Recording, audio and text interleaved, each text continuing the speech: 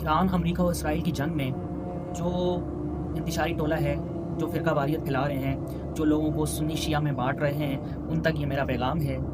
اور اس کا جواز یہ بنا رہے ہیں کہ جب جو ہے صدام حسین تھا، سنی تھا، تو اس پر شیعہ نے حملہ کروایا تھا، اور جو ہے نا صدام حسین کو شہید ہونے کے بعد جو ہے نا لوگ خوش ہو رہے تھے، مٹھائیاں بانٹ رہے تھے۔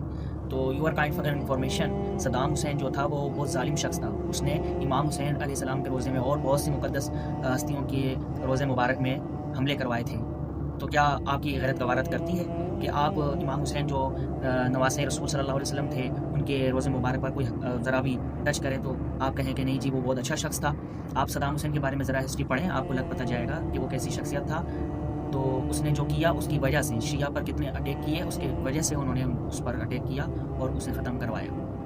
بہرحال ایک اور جواز اٹھاتے ہیں، وہ یہ کہتے ہیں کہ مقدس ہستیوں کو، سنی جتنی بھی ہے اہل سنت میں، جیسے حضرت ابوبکر، عمر فاروق اور عثمان غنی اور حضرت عائشہ صدیقہ ہماری اماں، ان پر جو ہے نا گالیاں گلوچ کرتے ہیں، لعن طعن کرتے ہیں۔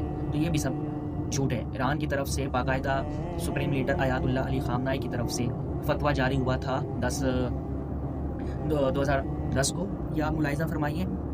اور اس کے علاوہ بھی آپ کو میں اور بہت سے فتویٰ دکھا سکتا ہوں۔ آپ کسی بھی اسپیچ میں ان کی، آپ سپریم لیڈر آیت اللہ علی خامنائی کی کسی بھی اسپیچ میں آپ مجھے یہ دکھا دیں کہ انہوں نے انتشار پھیلایا ہو، انہوں نے فرقہ واریت کی ہو۔ وہ تو فرقہ واریت سے بالاتر ہو کر بات کرتے تھے، مسلمان امت کو ایک ہونے کی بات کرتے تھے۔ جب انہوں نے فتویٰ جاری کیا تھا تو دیکھیں سب سے پہلے ڈاکٹر طاہر القادری صاحب نے اس پر کیا بات کی تھی، یہ بھی دیکھیں۔ گستاخی کا واقعہ پیش آیا تھا کہ وہ فتویٰ جاری کرے آیت اللہ خامنئی ازواج مطہرات، صحابہ کرام اور ائمہ کرام کی گستاخی کو حرام قرار دے، اور ہمارے مطالبے پر آیت اللہ خامنئی نے ان کی گستاخی کو حرام قرار دینے کا فتویٰ جاری کیا تھا۔ مفتی اعظم ایران خامنئی صاحب نے باقاعدہ فتویٰ دیا ہے کہ اہل سنت جن کو مقدسات سمجھتے ہیں ان کی توہین کرنا حرام ہے، اور اس میں انہوں نے اسپیسیفکلی امہات المومنین کا ذکر کیا ہے۔ امہات المومنین کے اوپر کوئی بھی ان کو کافر نہیں مانتا، نہ ان پہ کوئی لعنت کا قائل ہے۔ اب آپ کو کلیئر ہو چکا ہوگا کہ جتنے بھی انتشاری ٹولہ ہیں یہ جسٹ فرقہ واریت پھیلا رہے ہیں، مسلک پرست پھیلا رہے ہیں۔ یہ چاہتے ہیں کہ شیعہ سنی ایک نہ ہو، ایک پلیٹ فارم پر نہ ہو، کبھی امت ایک نہ ہو۔ ان کا جو پروپیگنڈا ہے وہ سب درا کا درا رہ گیا، کیونکہ اب لوگ باشعور ہو چکے ہیں، شیعہ سنی سے نکل آئے ہیں، ایک ہو گئے ہیں، اور ان کو یہ ہضم نہیں ہو رہا۔ اس وجہ سے یہ کوئی نہ کوئی معنی ڈھونڈ رہے ہیں، کوئی نہ کوئی فتویٰ جاری کر رہے ہیں اور انہیں کافر ڈکلیئر کر رہے ہیں۔ حالانکہ جنہیں کافر کہا جاتا تھا آج وہی لوگ مسلمان نکلے، اور انہی لوگوں نے جانے قربان کی، شہید ہوئے۔ کیوں نہیں نکلتے؟